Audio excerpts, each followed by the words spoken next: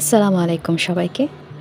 চলুন শুরু করি আমাদের আধ্যাত্মিক স্বপ্নভিত্তিক ধারাবাহিক নাটকের প্রথম পর্ব ২ ডাক।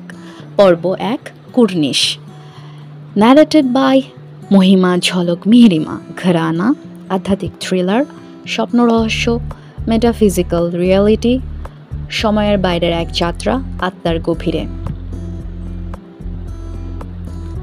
অনেক স্বপ্ন আসে যায়, কিছু স্বপ্ন থেকে যায় আমাদের ভেতরে, আমাদের চামড়ার নিচে, আমাদের আত্মার ঠিক মাঝখানে।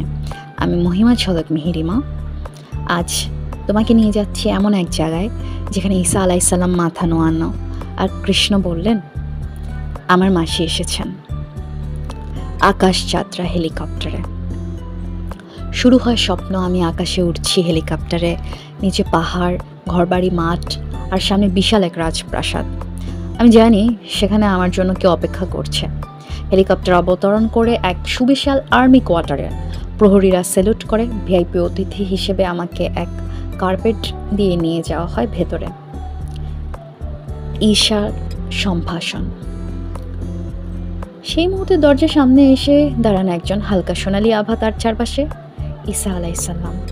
তিনি আমার সামনে মাথা নত করে বললেন, ও আপনি এসেছেন, আসুন মিস মিহিরিমা, এই ঘর আপনার জন্য প্রস্তুত করা হয়েছে অনেক আগেই।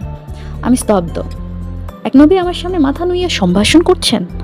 আমার হৃদয় কেঁপে ওঠে, কিন্তু পা চলে ভিতরের দিকে। কৃষ্ণ ও কাজলের অভ্যর্থনা। ভিতরে প্রবেশ করতেই বিছানায় শুয়েছিলেন শ্রীকৃষ্ণ।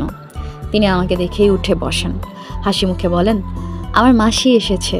সঙ্গে সঙ্গে কাজল চিৎকার করে ওঠে, পায়ে শিকল বাঁধা, কিন্তু মুখে খুশির ঝলক। আন্টি, আপনি আসলেন? আমি তাকিয়ে থাকি, সময় যেন থেমে যায়। তিনজন, তিনটি বিশ্বাস, তিনটি রূপ আমার অপেক্ষায়।